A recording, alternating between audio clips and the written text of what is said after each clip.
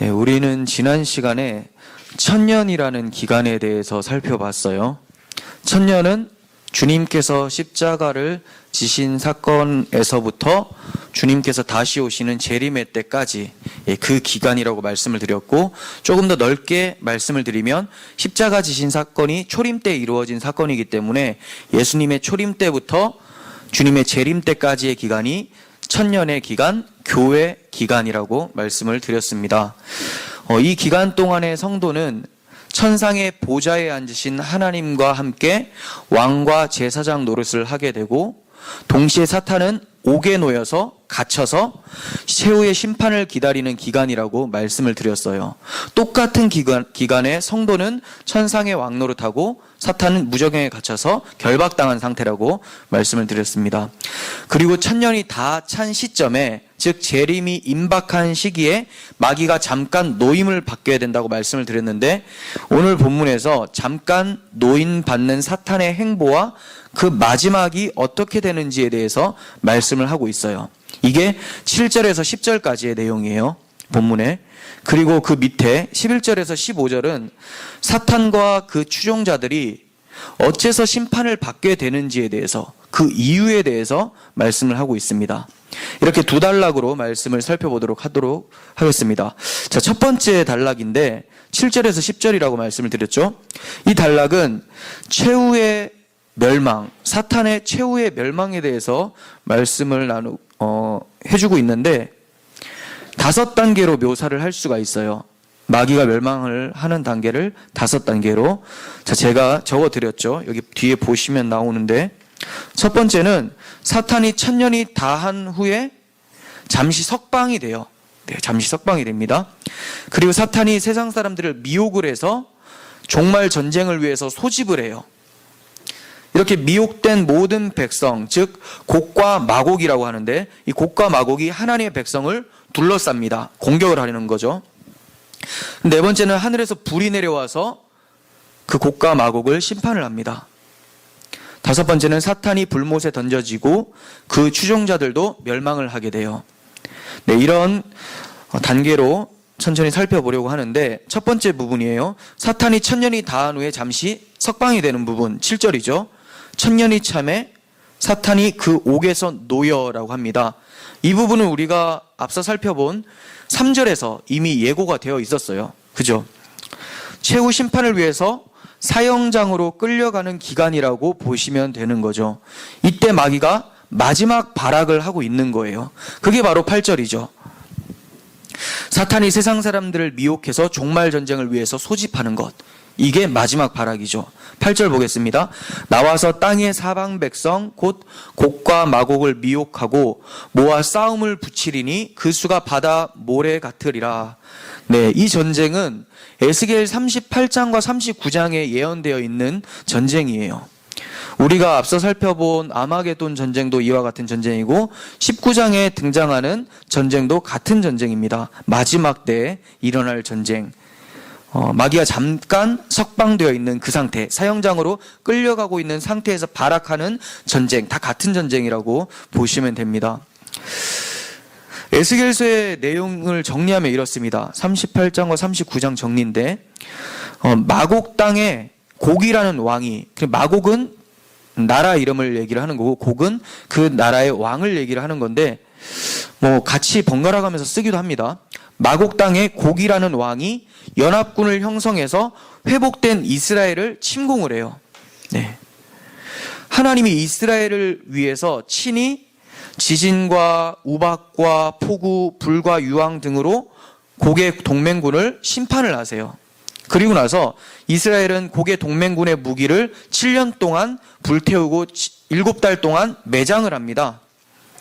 그리고 네 번째는 곡의 동맹군들의 시체를 새들을 위한 잔치로 줘요. 우리 이거 살펴봤었죠. 계시록에서 새가 살을 먹는다. 19장에도 나왔었고, 이런 내용입니다. 그리고 마지막에 이스라엘의 회복에 대한 메시지로 결론이 되어지는데, 이게 에스겔 38장과 39장에 대한 내용이에요.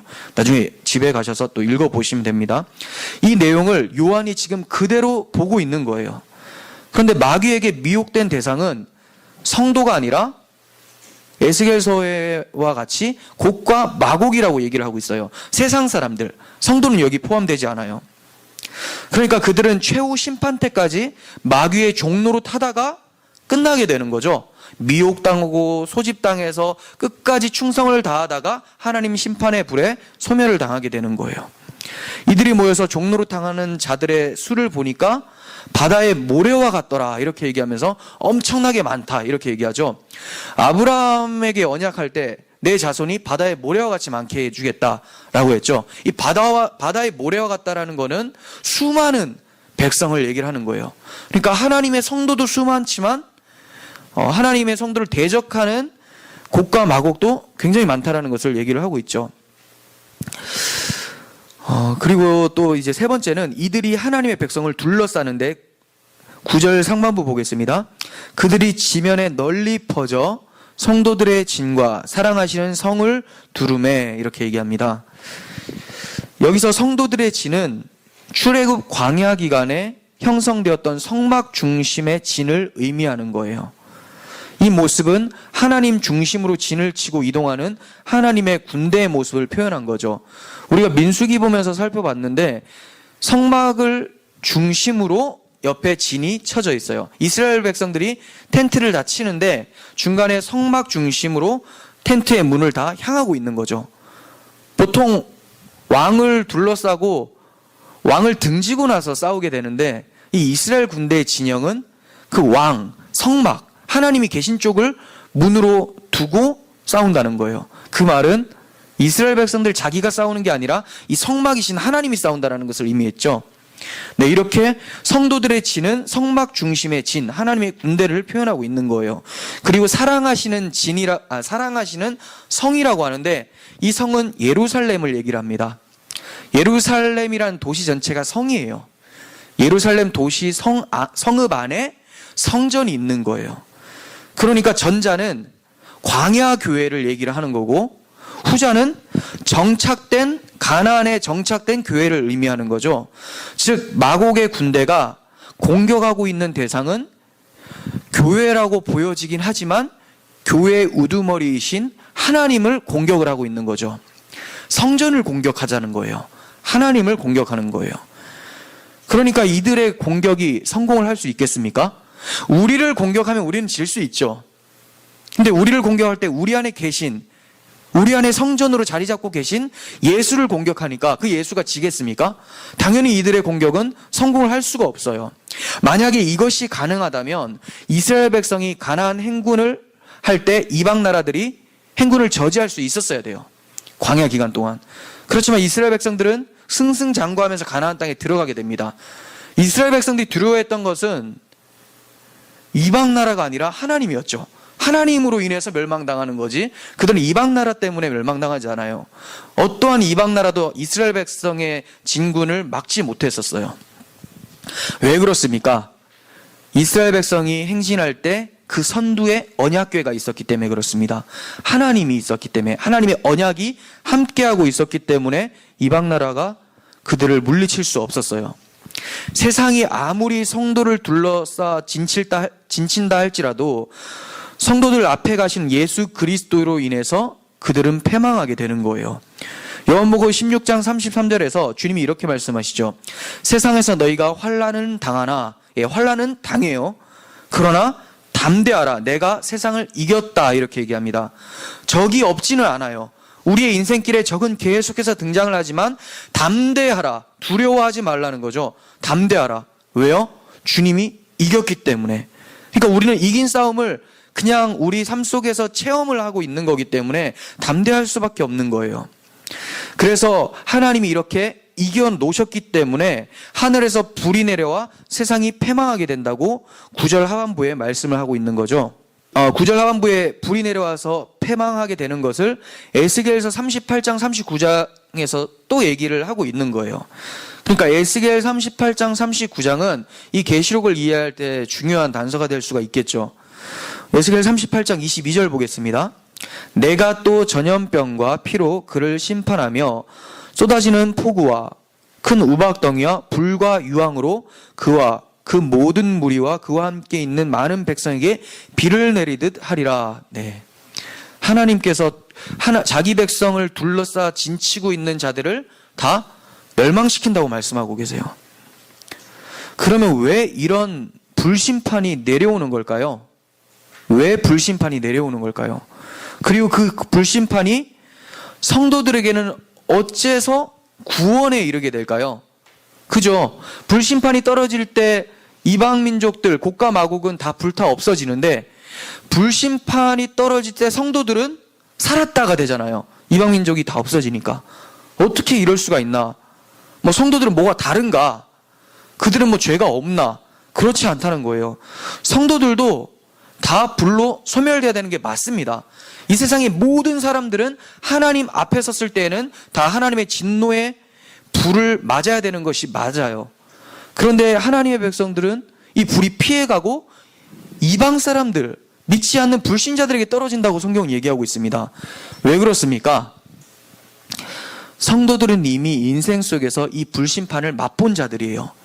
우리 맨날 뭐 성령이여 불로 임하소서 이런 얘기 하잖아요. 네, 이거 죽여달라는 말이거든요. 성령이여 불로 임하소서. 무슨 말입니까? 성령이 오시면 그가 누구신지 알게 돼요. 예수가 누구신지, 십자가의 의미를 알게 되죠. 그러니까 성령이 충만해지면 내가 십자가에서 죽고 다시 그리스도와 함께 살아났다는 것이 확신이 되기 때문에 그게 바로 불로 태워지고 새로 거듭난 자의 모습이라는 거예요. 성도들은 이 세상 속에서 예수님과 함께 십자가 지는 삶을 살고 있기 때문에 그 삶이 고통스럽습니다. 그게 불심판을 받는 거예요. 그래서 주님의 재림의 때에 심판의 불이 떨어질 때는 이미 예수께서 가져간 그 불심판이기 때문에 우리에게는 전혀 해가 없죠. 우리에게는 구원으로 다가와요. 그렇지만 믿지 않는 자들은 그 심판의 불을 한 번도 맞아본 적이 없기 때문에, 예수와 함께 십자가를 진 적이 없기 때문에 자기 십자가를 지고 멸망하는 것을 불심판으로 말씀을 하고 있는 거예요. 이 심판의 불로 인해서 사탄과 그 추종자들은 불못에 던져집니다. 10절, 또 그들을 미혹하는 마귀가 불과 유황못에 던져지니 거기는 그 짐승과 거짓 선지자도 있어 세세토록 밤낮 괴로움을 받으리라. 네, 이게 바로 세상 끝 재림의 때 일어나는 일이죠. 사탄의 멸망과 짐승과 거짓 선지자, 곡과 마곡, 모든 악의 세력들이 멸망하는 것, 재림의 때 일어납니다. 그렇다면 천년의 기간 동안, 즉 교회 기간에는 이러한 전쟁들이 없는 걸까? 있습니다. 계속해서 있어요. 우리가 여러 가지 재앙들 많이 살펴봤었죠. 인재앙, 나팔재앙, 대접재앙들 다 살펴봤는데 계속 재앙이 있었잖아요. 우리 인생 속에 계속 있습니다. 마지막에 더 거세지는 것뿐이지 지금도 존재하고 있어요. 마귀는 옥에 갇힌 사자처럼 결박당해 있다 하더라도 포효하며 위협합니다. 그리고 옥에서 잠시 놓이게 되었을 때 더 위협을 주죠. 철장에 갇혀있는 사자를 생각해 보세요. 갇혀 있어요. 근데 막 울부짖어요. 앞에 있으면 얼마나 무섭습니까? 소리가 어마어마하잖아요. 동물원 가도 사자 소리는. 놀라 자빠집니다. 근데 사자는 결박당해 있어요. 옥에 있어요. 이제 이 사자를 처리하기 위해서 옥에서 꺼내요. 근데 그냥 꺼낼까요? 결박당해 있는 상태로 꺼내겠죠. 아직까지도 결박당해 있는 거예요. 그렇지만 사자가 포효하면 더 무섭죠. 갇혀있을 때보다. 잠깐 석방되었으니까. 그런 거예요. 여전히 그가 위협을 주고 있다 하더라도 그 사자, 그 마귀는 결박당해 있는 상태에서 포효하고 있는 거죠. 예수님의 십자가가 그를 결박하게 했기 때문에 그가 아무리 울부짖고 공격을 해대도 하나님의 백성은 한 명도 미혹을 할 수 없다라는 거예요. 지옥으로 내려가게 못한다라는 거죠. 재림의 때가 가까울수록 마귀는 위협적이지만 미혹하는 어떠한 영향도 줄 수 없다라는 것을 우리가 기억해야 됩니다. 미혹의 대상은 오직 곡과 마곡들, 세상 사람들이에요. 우리는 이 점을 통해서 하나님께서 마귀의 위협이 점점 거세지는 기간을 잠시 두신 이유에 대해서 어느 정도 알 수가 있어요. 왜 잠시 석방을 해서 이런 위협의 기간을 주시는가? 자기 백성 사이에 섞여 사는 다른 무리를 갈라놓으려고 하시는 거예요. 마귀가 나와서 뭐 한다고 합니까? 미혹하죠. 미혹. 이 미혹에 성도들은 안 넘어가요. 근데 미혹에 넘어가는 자들이 있어요. 곡과 마곡들. 어떤 자들일까요? 자기 백성에 섞여 사는 무리예요. 교회 안에 말세가 될수록 박해가 심해집니다. 영적 공격이 심해져요. 어떤 자들이 넘어갈까요? 곡과 마곡. 마치 성도라고 흉내 냈었는데 그 안에 예수의 십자가가 없었던 자들은 마귀가 그들에게는 결박당한 상태가 아니에요. 그들을 잡아먹죠. 마지막에 이 유혹들, 이 둘러싼 진은 굉장히 견고합니다. 성도들에게는 아무 영향을 주지 못할지라도 믿지 않는 자들, 흉내내는 자들에게는 굉장히 위협적이에요. 그렇기 때문에 마귀가 유혹하는 그 아주 매력 있는 유혹에 넘어가지 않을 수가 없어요. 그걸 우리가 예전에 살펴봤지만 진노의 음행의 포도주라고 얘기하죠. 포도주 얼마나 달콤합니까? 음행의 포도주. 그렇지만 먹고 사망에 이르게 되는 거죠. 교회 안에 십자가와 아무 상관이 없는 사람들은 마지막에 마귀가 사자와 같이 포효할 때 두려워 떨고 다 넘어가게 됩니다. 그게 미혹이 되어서 결국은 교회를 박해하는 모습으로 나타나게 되는 것이죠.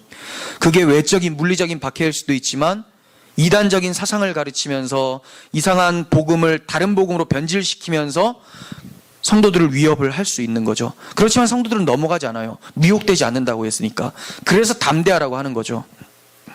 이렇게 양과 염소, 알곡과 가라지를 마지막 마귀의 미혹으로 인해서 하나님이 구별시키시고 그제서야 하나님의 최후 심판이 임하게 되는 거예요. 그러니까 곡과 마곡의 전쟁은 물리적인 전쟁이 아니라 영적인 전쟁으로 볼 수가 있는 거죠. 이 영적인 전쟁으로 인해서 물리적인 전쟁은 발생할 수 있어요. 그죠? 영적으로 타락하고 하다 보니까 자기 중심으로 살다 보면 당연히 물리적인 일은 발생을 해요. 그렇지만 초점은 영적인 전쟁에 있다는 거예요. 그래서 미혹되지 않는다고 하는 거죠. 미혹.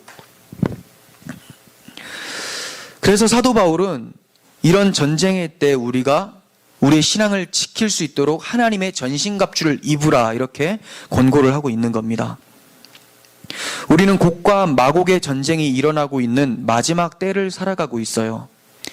이때 마귀는 미혹의 강도를 더합니다. 그럴 때 진짜 우리들의 신앙이 어느 진영에 속해 있는지 드러나게 된다는 것 기억하면서 우리의 믿음을 지켰으면 좋겠습니다. 두 번째 단락입니다. 11절에서 15절이에요.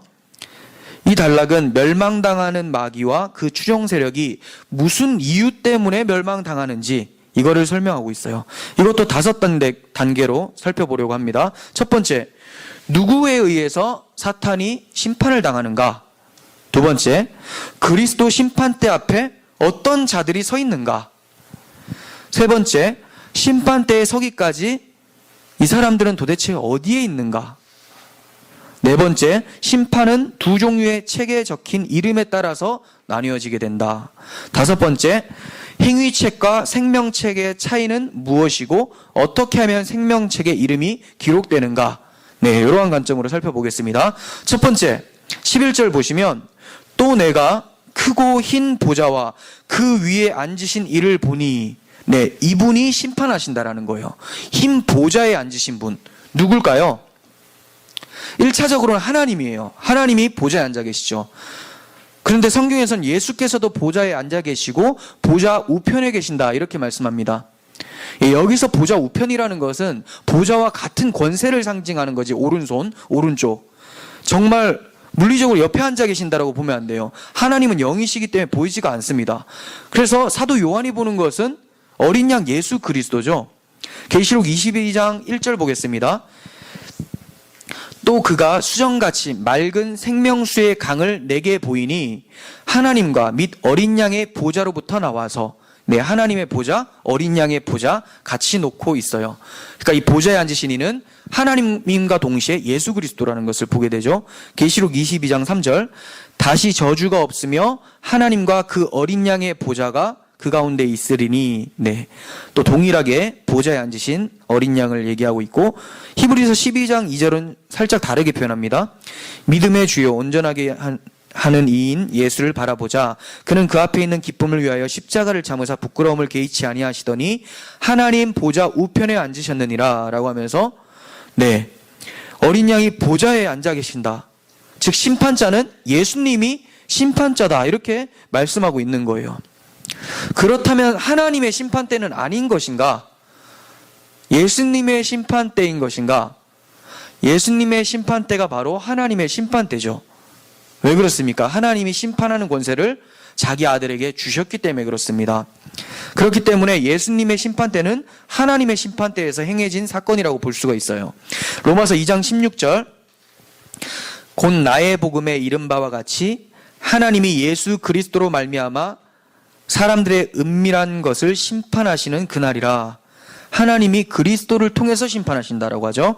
요한복음 5장 22절, 아버지께서 아무도 심판하지 아니하시고 심판을 다 아들에게 맡기셨으니, 요한복음 5장 30절, 내가 아무것도 스스로 할 수 없노라. 듣는 대로 심판하노니 나는 나의 뜻대로 하려 하지 않고 나를 보내신 이의 뜻대로 함으로 내 심판은 의롭다. 왜 의롭다고요? 보내신 이 하나님의 뜻대로 심판하기 때문에 심판이 의롭다 이렇게 표현하는 거죠. 그래서 바울은 하나님의 심판대와 그리스도의 심판대를 번갈아 가면서 사용을 하고 있는 거예요. 로마서 14장 10절에서 사도 바울은 네가 어찌하여 내 형제를 비판하느냐, 어찌하여 내 형제를 업신여기느냐, 우리가 다 하나님의 심판대 앞에 서리라. 그런데 고린도후서 5장 10절에서는 이는 우리가 다 반드시 그리스도의 심판대 앞에 나타나게 되어 각각 선악간에 그 몸으로 행한 것을 따라 받으려 함이라. 이렇게 표현하고 있습니다. 네, 예수님이 심판자로 오시는 거죠. 11절 하반부 보시면 땅과 하늘이 그 앞에서 피하여 간 데가 없더라라고 합니다. 예, 심판주이신 예수 그리스도 앞에서는 땅과 하늘도 물러가게 돼요. 이 땅과 하늘이 어떤 땅일까요? 죄악에 물든 이 세상이죠. 이 세상. 이 세상이 거룩한 주님이 오실 때 형질이 변해지고 다 사라지고 새하늘 과 새 땅이 도래하게 된다는 것을 21장에서 말씀을 하고 있는 거죠. 그렇다면 그리스도의 심판대 앞에는 어떤 자들이 서 있을까요? 우리 심판주로 계시는 그 주님 앞에 설 때 누가 있을까요? 12절 상반부, 또 내가 보니 죽은 자들이 큰 자나 작은 자나 그 보좌 앞에 서 있는데, 네, 큰 자나 작은 자나 죽은 자들이 서 있다. 이건 모든 성도들을, 모든 불신자들을 다 총칭해서 말하는 거예요. 아무리 세상에서 크고 작다고 구분해도 하나님 앞에서는 그냥 심판받을 대상이라는 것을 얘기하죠. 다 재판을 다 해야 된다는 거예요. 마태복음 25장 31절 보겠습니다. 인자가 자기 영광으로 모든 천사와 함께 올 때 자기 영광의 보좌에 앉으리니 모든 민족을 그 앞에 모으고 각각 구분하기를. 자, 모두 다 섭니다. 근데 목자가 양과 염소를 구분하는 것 같이 양은 오른편에 염소는 왼편에 두리라. 그때 임금이 그 오른편에 있는 자들에게 이르시되 내 아버지께 복을 받은 자들이여, 성도들이죠, 나와 창세로부터 너희를 위하여 예비된 나라를 상속받으라. 네, 이들이 왜 서 있다고요? 예비된 나라를 상속받기 위해서 주님의 심판대 앞에 서는 거예요. 또 왼편에 있는 자들에게 이르시되 저주를 받은 자들아 나를 떠나 마귀와 그 사자들을 위하여 예비된 영원한 불에 들어가라 하면서 성도와 불신자가 모두 다 그리스도 심판대 앞에 서게 된다라고 얘기하고 있어요. 그런데 의아한 점은 불신자는 심판을 통해서 형벌받는 거기 때문에 재판이 있어야 되는 게 맞는데 성도는 굳이 재판을 해야 되나, 이런 생각을 하게 되죠. 그냥 바로 예비된 나라를 상속해 주시면 되겠는데 굳이 왜 주님 앞에 서서 심판을 받아야 되는가? 성도는 무죄를 선고받기 위해서 심판대 앞에 서는 거예요. 하지만 원래 죄가 없었던 것이 아니라 그들의 죄가 예수님께서 대속하셨다는 사실을 다시금 최후 심판대 앞에서 기억하고 주님 나라로 들어가게 되는 거죠. 그러니까 얼마나 감격스럽겠습니까? 들어갈 때 어떻게 들어갈까요? 주님의 십자가를 찬송하며 들어가게 되는 거죠.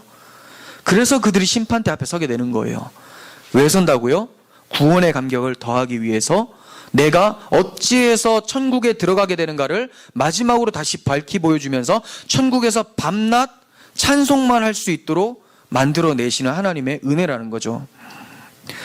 그렇다면 그리스도의 심판대에 서기까지 이들은 도대체 어디에 있게 되는 걸까요?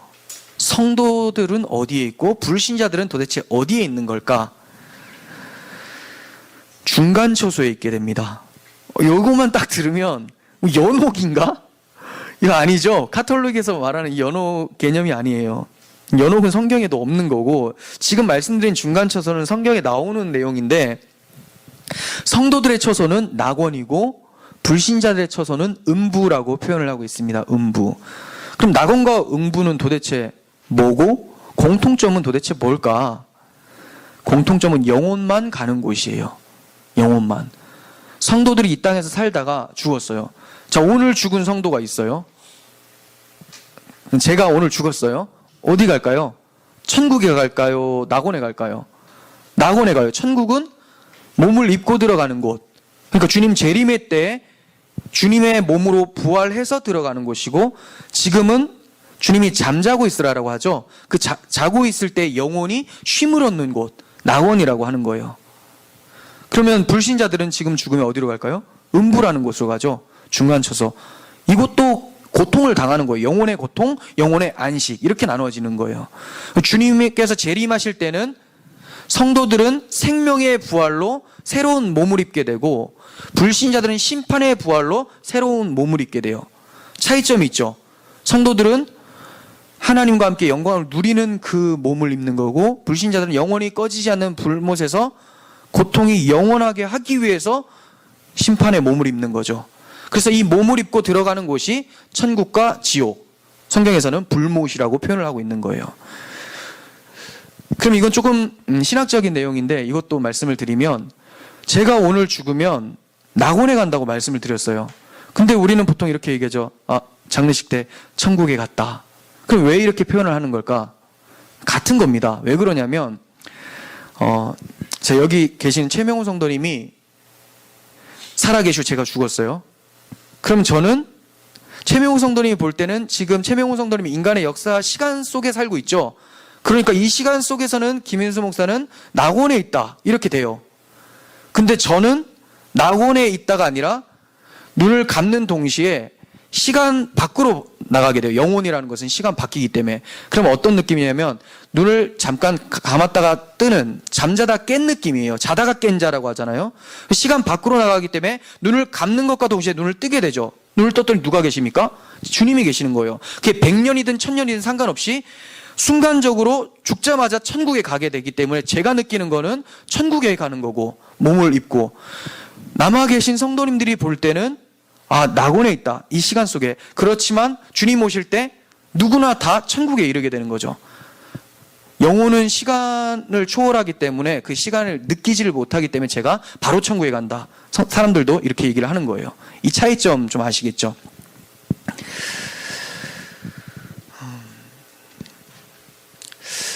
네, 그 요한복음 5장 29절에서도 이렇게 표현을 하고 있습니다. 주님께서 선한 일을 행한 자는 생명의 부활로, 악한 일을 행한 자는 심판의 부활로 나올 것이다.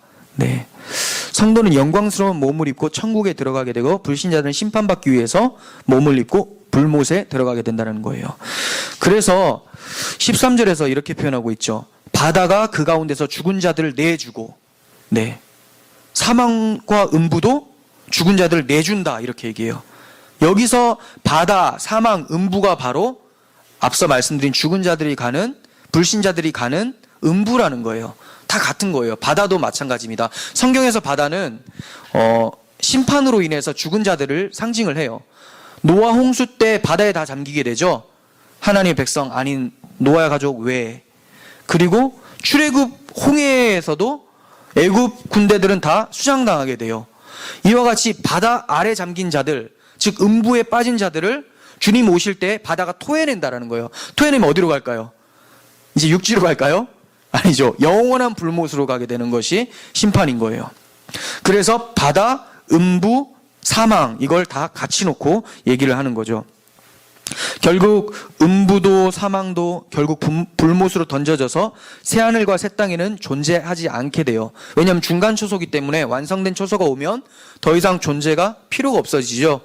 네, 낙원도 마찬가지예요. 천국에 이르게 되면, 주님 재림하면 낙원도 사라지고 천국으로 화하게 되는 거죠. 오늘 본문 14절에 사망과 음부도 불못에 던져진다라고 하면서 의인화한 거예요, 이 처소를. 그리고 계시록 21장 10장 1절과 4절 보겠습니다. 새하늘과 새 땅, 주님 재림에서 완성되었을 때는 어떻게 되는가? 처음 하늘과 처음 땅이 없어졌고 바다도 다시 있지 않더라. 이제 저주가 물러가게 되는 거죠. 모든 눈물을 그 눈에서 닦아주시니 다시는 사망이 없고 애통하는 것이나 곡하는 것이나 아픈 것이 다시 있지 아니하리니 처음 것들이 다 지나갔다라고 하면서 이제 음부나 사망, 바다 사라지게 된다고 말씀하고 있습니다. 그리스도의 심판대 앞에는 두 종류의 책들이 펴놓아져 있다고 말씀하고 있습니다. 이 책에 적힌 이름에 따라서 구원이냐 형벌이냐가 나누어져요. 그래서 이단들이 이런 거 참 많이 얘기해요. 뭐 신천지에 들어오면 생명책이 기록되는 거고, 그리고 또 신천지에 들어오지 않으면 행위록에 다른 책에 기록되는 거다, 이렇게 표현을 하는데 말 같지도 않죠. 생명책이 뭔지를 잘 몰라요. 그거를 지금 말씀을 드리려고 하는 겁니다. 여기서 이제 책이란 두 종류의 책이 나오죠. 다른 책들, 그리고 또 책이 나오는데 행위책과 생명책이 등장을 해요. 행위책과 생명책. 행위책과 생명책의 차이는 도대체 뭐고 어떻게 하면 생명책에 기록되는 걸까? 이것에 대해서 말씀드리면 15절에서 누구든지 생명책에 기록되지 못한 자는 불못에 던져진다라고 하죠. 생명책은 구원의 책, 행위책은 지옥으로 가는 책, 이렇게 표현하고 있습니다. 하지만 사실 둘 다 행위가 기록된 책이에요. 생명책도 행위가 기록된 책이에요. 단지 이 책의 차이점은 뭐냐? 누구의 행위가 기록되었느냐의 차이예요. 생명에 이르는 책이냐, 불못에 이르는 책이냐, 그거는 누구의 행위에 따라서 달라진다는 거죠. 이 책들은 복수와 단수로 나눠집니다. 복수로 쓰인 책들은 복수에 쓰인 책들에 기록된 행위들이 누구의 행위들이겠습니까? 그러면 복수니까 여러 사람들이겠죠.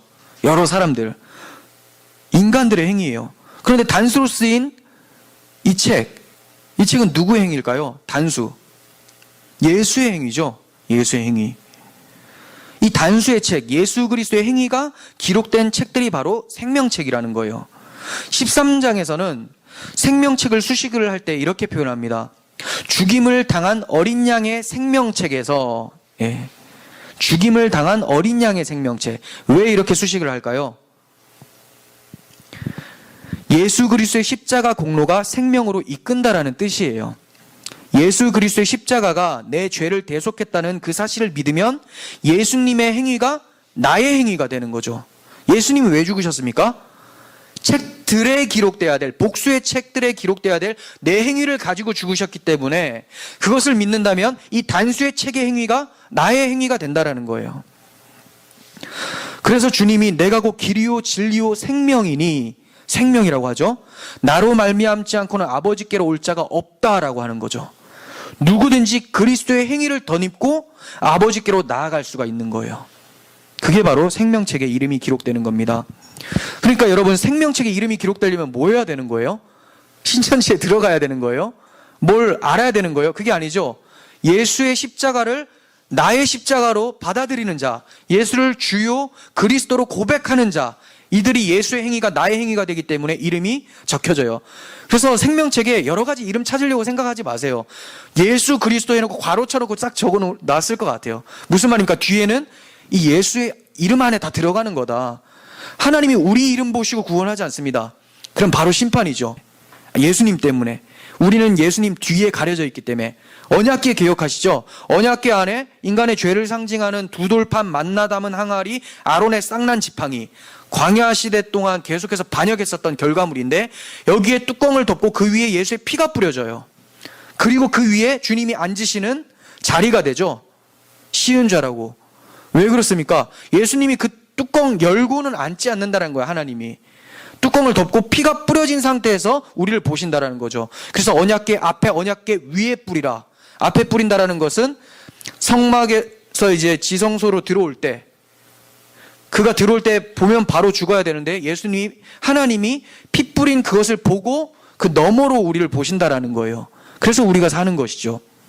생명책에 예수의 이름, 그거 기억하고 그 이름이 나의 이름이 되었다라는 것에 소망을 갖고 감사할 수 있었으면 좋겠어요. 그러면 성도의 행위는 도대체 뭘까요? 성도도 행위를 하잖아요. 선한 일들 해요. 이건 도대체 어떻게 표현을 해야 될까? 성도가 하는 행위가 내가 했다라고 하고 나를 높여 세우는 행위라면 그 행위는 복수의 책에 기록될 행위들이에요. 다 불타고 없어집니다. 각자 자기들의 열매를 내놓기 때문에 김인수의 열매, 복수의 책, 최명호 성도의 열매, 복수의 책, 김준태 성도의 열매, 복수의 책 다 들어가요. 근데 하나만의 행위만 하나님이 받아내시는 거죠. 그게 뭡니까? 내 안에 그리스도의 열매. 이 그리스도께서 맺으신 열매는 나를 자랑하지 않아요. 내가 해놓고도 내가 한 것이 아니요 나와 함께 하신 하나님의 은혜로다라고 하면서 사도 바울과 같이 그렇게 고백한다는 거죠. 그래서 계시록 19장 8절에서 이렇게 표현하잖아요. 그에게 빛난 깨끗한 세마포 옷을 입도록 허락하셨으니, 자, 이 깨끗한 세마포 옷은 예수 그리스도의 의를 상징을 하는데 이 세마포 옷은 성도들의 옳은 행실이다. 이렇게 얘기를 합니다. 네. 예수님의 옷이 우리들의 옷이 되어버리는 거죠. 예수님의 행위가 나의 행위가 되는 거예요. 결국 우리 힘으로 맺은 열매는 천국에 하나도 못 가지고 들어가고 예수께서 맺으신 성령의 열매만 가지고 들어간다는 거예요. 상급도 여기에 따라서 나눠지는 거죠. 예수께서 맺으신 열매의 풍성함에 따라서 달라지는 거고, 그 상급도 세속적 상급이 아니라 구원의 감격이라고 말씀을 드린 것처럼 영적인 보화라는 거죠. 그래서 바울은 이렇게 표현을 합니다. 고린도전서 3장 11절 보겠습니다. 바른 성경. 아무도 이미 놓여진 기초 곧 예수 그리스도 외에는 다른 기초를 놓을 수 없다. 누가 이 기초 위에 금이나 은이나 보석이나 나무나 풀이나 짚으로 건물을 세우면, 여러 가지 행위들이에요. 각 사람의 행위가 드러날 것이다. 그 날이 그것을 밝히 보여줄 것이다. 그것은 불로 드러나게 되며 그 불이 각 사람의 행위가 어떠한 것인지 심판할 것이기 때문이다. 누구든지 그 위에 세운 행위가 그대로 남아있으면 상을 받을 것이요. 누구든지 세운 행위가 불타면 해를 입을 것이다. 그러나 그 사람은 구원을 받을 것이지만 마치 불 속에서 구원을 받은 것처럼 같을 것이다. 이렇게 표현하죠. 불 속을 거쳐 받은 것 같다. 그러니까 알몸으로 구원받는다라는 거예요. 행위 다 사라지고.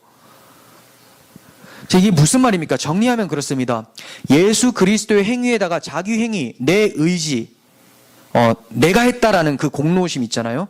이게 더해지는 행위가 있으면 이거는 주님의 심판의 때 불로 심판한다고 하죠. 다 불타고 소멸돼요. 그렇다고 해서 그가 지옥 갈까요? 그렇지가 않아요. 왜냐하면 이미 예수라는 토대 위에 세워졌기 때문에 그 공적들만 다 불타고 예수님의 행위만을 하나님께서 받아가신다라는 거예요. 그래서 사람이 구원은 받는데 불 속에서 구원받은 것처럼 다 타고 없어지고 원래 있었던 그 터만 남는다. 예수만 남는다라는 거죠. 그러니까 우리가 구원받을 때, 천국에 들어갈 때 부끄럽게 구원받을까요? 당당하게 구원받을까요? 부끄럽게 구원받는 거죠. 면목이 없는 거죠. 담대하게 구원받는다라는 건 또 다릅니다. 예수님의 피로 인해서 주님께서 심판하실 때 담대하게 주 앞에 서는 건 맞아요. 내가 소멸당하지 않는다는 걸 아니까. 근데 당당하게 구원받습니까? 아니죠. 당당할 것이 전혀 없다는 걸 알아요. 예수님 때문에 구원받으니까. 내가 내놓은 것이 조금이라도 있으면 다 타버리니까. 벌거벗은 사람이 어디 행차하는데 당당하게 행차할까요? 아이고 창피하면서도 왕궁으로 들어가게 되는 거죠. 그래서 교회에서 이런 얘기 많이 들어보셨잖아요. 그렇게 살다가 부끄러운 구원 받으려고 그러냐. 네, 그 사람들이 이제 어떤 행위를 하게 될 때는 대부분 불에 다 없어지는 행위가 되는 거죠. 내가 부끄러운 행위를 받지 않겠다라고 한다면. 근데 그게 아니라 진짜 하나님 마음에 들고 싶어서 하나님이 좋아하는 거니까 내가 최대한 열심히 해서 나아갈 때, 그때는 하나님 앞에 자기가 아무리 열심히 해도 부끄럽다고 생각을 하게 돼요. 이건 다 예수께서 맺은 열매니까. 이해하시겠죠? 이런 차이가 있습니다. 이게 율법의 행위가 나타나는 열매냐, 복음이 나타나는 열매냐에 따라서 달라지는 거예요. 칭의는 그리스도의 행위로 받는 것이죠. 그렇다고 해서 성화는 우리의 힘으로 받는 게 아닙니다. 성화도 그리스도의 행위로 이루어지는 거예요. 이 둘을 합해서 우리는 구원이라고 해요. 칭의와 성화, 성도들의 인생이죠. 이걸 구원이라고 해요. 그래서 구원을 오직 은혜로만 받는다. 시작도 예수요, 과정도 예수요, 마지막도 예수요. 그래서 주님이 알파와 오메가가 되시잖아요. 그러니까 우리는 주님의 은혜만을 자랑할 수밖에 없어요. 하나님은 심판을 하시는데 오직 행위로만 심판을 하세요. 성도든지 불신자든지 다 행위로 심판하십니다.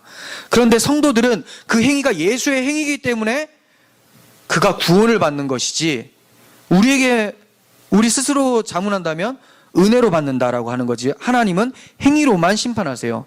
그리고 불신자들은 자기 행위를 가지고 나오기 때문에 소멸하게 되는 것이죠. 누구의 행위인가가 중요합니다. 우리가 주님의 행위를 의지하는 자로 생명책에 기록되어 있다면 사탄의 미혹에도 염려가 없고 주님의 심판대 앞에서도 무죄 선고를 받고 천국에 들어가게 될 거예요. 최후 심판대에 서게 되는 그날까지 우리의 이름을 생명책에 넣어주신 주님의 십자가 공로를 찬양하면서 살아가는 우리 모두가 되었으면 좋겠습니다. 기도하겠습니다. 하나님 아버지, 주님 앞에 내놓을 것이